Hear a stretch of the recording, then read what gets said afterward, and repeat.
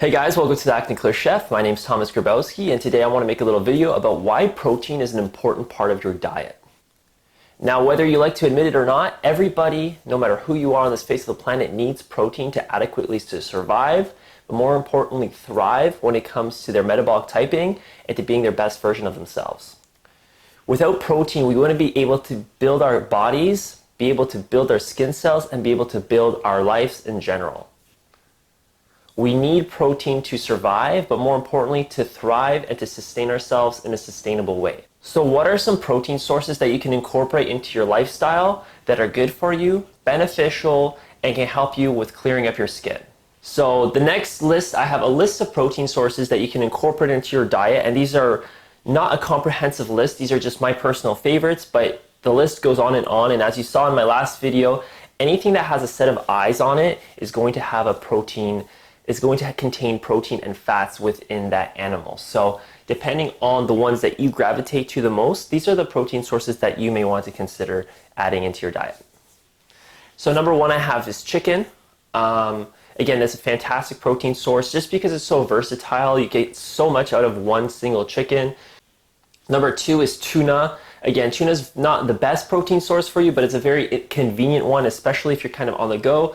It's good to mix with some mayonnaise, with some salt and pepper, and then you can also add some green onions and lemon juice. And you can mix that in and add it to any of a gluten-free wrap, or you can add it onto gluten-free bread, or you can even make a salad with tuna and just throw in that mixture within some lettuce and tomatoes and onions. And that's a great way to get a nice healthy meal in, as well as adding some healthy fats and nuts and seeds, which are also going to promote the growth and repair of your skin, but it's also going to reduce the inflammation in your diet.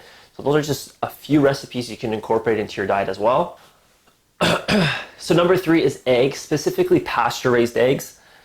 Now, if you have an intolerance or an allergy to eggs, then obviously do not consume that in your diet, because that's going to create an autoimmune response and your body isn't going to react properly to it. So if you have any kind of inkling that you have any indigestion or upset stomach, or it's just a protein source that it doesn't really agree with your body, then obviously do not incorporate that protein source into your diet. Like I recommended earlier, if you get tested for an allergy test, it's very important, because that way you can really boil down which foods you're most sensitive to, and then you can cut those out of your diet.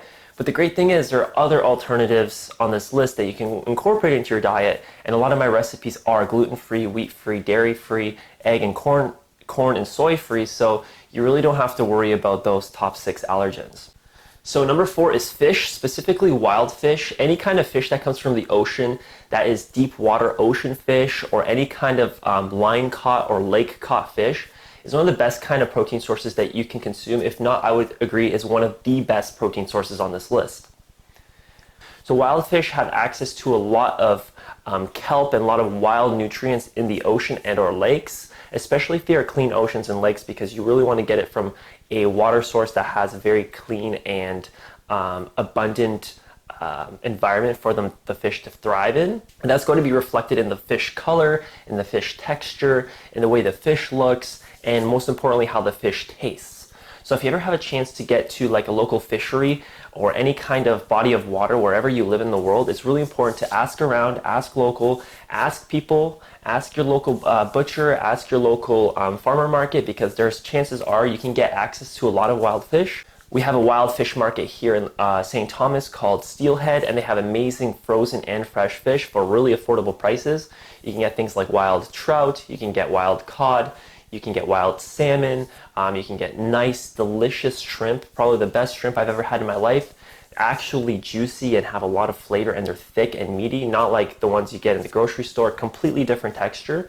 So wild fish is a great way to incorporate them into your diet. Add it with some rice and some steamed vegetable, and you have yourself an easy acne fighting meal. So number 5 would be wild game. So any animal that's found in its natural habitat. Any animals that are found in its natural habitat is going to be feeding off of foods that are found in its natural habitat, which is going to help increase its nutrient content. So these kinds of animals are definitely going to benefit you a lot, because it actually is going to be good for the environment, because you're actually eating that according to nature, and you're eating foods that those animals would be consuming. And a lot of times the foods found in nature are going to be a lot more nutrient dense, because foods found in the wild are far more superior than what you find in the grocery store. So what they will be eating is wild berries, wild herbs, wild spices, a lot of pasture, a lot of leaves and greens. stuff that is loaded with chlorophyll and micronutrients. So if an animal that eats a lot of micronutrients in the wild consumes that, it creates a healthy, flourishing, beautiful wild game.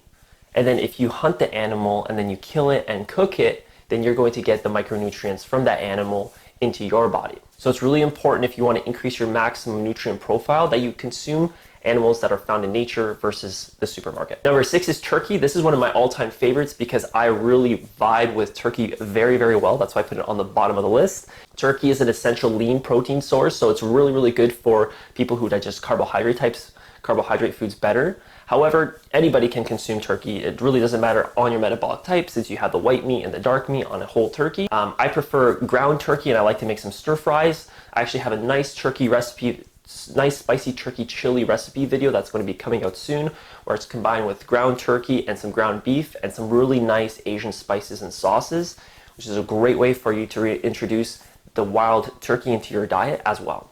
And number 7, I'm going to add as an optional, is beef and pork. Now, these aren't the best protein sources for you because a lot of times beef and pork have a lot of hormones, and again, the animals aren't in the best conditions. However, if you can get your hands on antibiotic and hormone-free beef and pork, it's a great alternative. However, it's not the best protein source that you can be consuming. A lot of times it contains a lot of fats and a lot of nutrients that aren't really that beneficial for you, and I find they're not really that easy to digest.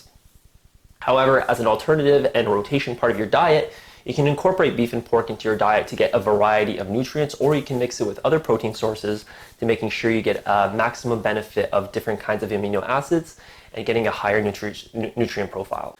So those are the top 7 protein sources that I would highly recommend to anybody in the diet. There's also other protein sources, which I'll talk about another time. These are my top 7 protein sources that you can incorporate into your diet at any time. This list is pretty comprehensive.